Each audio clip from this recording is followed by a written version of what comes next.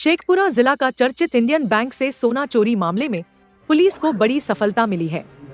SP ने SDPO के नेतृत्व में एक टीम गठित कर जांच का आदेश दिया, जिसमें पुलिस ने कैशियर और जनरेटर चालक जो अस्थायी कर्मी भी है, उनकी गिरफ्तारी की गई है, जबकि 2 लोग फरार बताए जा रहे हैं।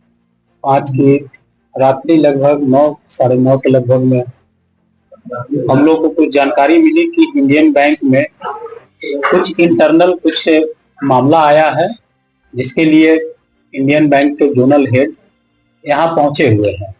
वो अपने स्तर से कुछ जांच पड़ताल कर रहे हैं।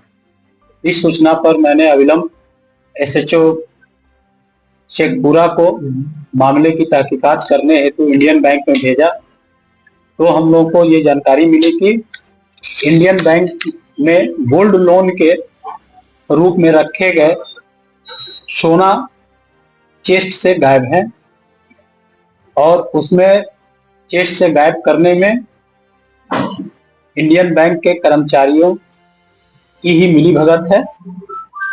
इसके संदर्भ में जब इंडियन बैंक के वरीय पदाधिकारी से पूछताछ की गई और मेरे द्वारा अविलंब वहां पहुंचकर तहकीकात किया गया, तो पता चला कि इंडियन बैंक में के चेस्ट में गोल्ड लोन के रूप में रखे गए करीब 3 किलो 283 ग्राम सोना गायब है, और जिस चेस्ट में उस सोना को रखा गया था, उस चेस्ट का चाबी भी गायब पाया गया। अविलंब इस सूचना पर करीब 4 इंडियन बैंक के कर्मचारी को संदेही मानते हुए अविलंब हिरासत में लिया गया और उन्हें थाना पर ला करके पूछताछ की गई। पूछताछ के क्रम में यह जानकारी मिली कि एक सुनील यादव एवं अजय कुमार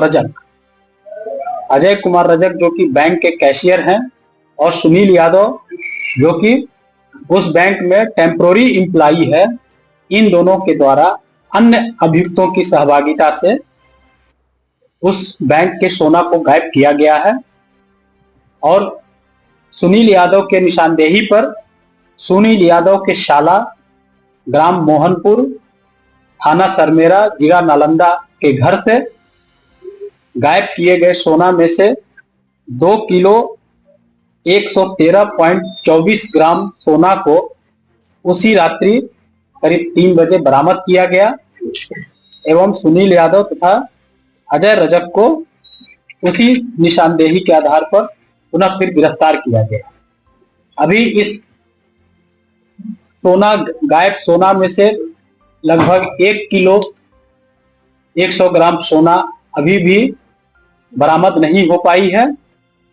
हम लोग उसमें जो अन्य अभियुक्त इसमें वांछित है, उनकी गिरफ्तारी के प्रयास कर रहे हैं, और हमें उम्मीद है कि इसमें सुनील यादव के साला और उनका एक और सहयोगी जिसका नाम कुंदन चौहान है, जो कि सोना गायब करने में वो भी साथ में था, उसकी गिरफ्तारी के पश्चात जो बाकी बचे सोना है उसको हम लोग अविलंब रिकवर कर लेंगे, और इसके लिए हमारी टीम लगातार छापामारी कर रही है।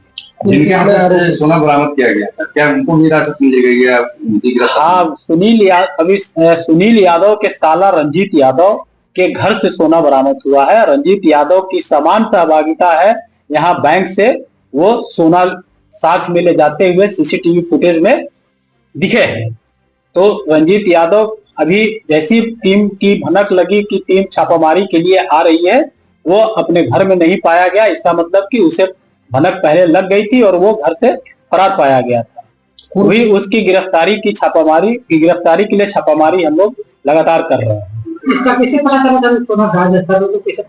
ये गायब होने की सूचना तब मिली जब एक लोन धारक अपने लोन के रूप में रखे गए सोना को छुड़ाने के लिए वो बैंक में आया। बैंक में आकर के वो अपने सोना की मांग किया, तब बैंक के मैनेजर एवं कैशियर जब चेस्ट का चाबी ढूंढने लगे तो पता चला कि चेस्ट की चाबी गायब है। जब वो चेस्ट की चाबी गायब पाए तो उस चेस्ट की एक डुप्लीकेट चाबी वो लोग अपने नजदीकी ब्रांच में भी रखते हैं।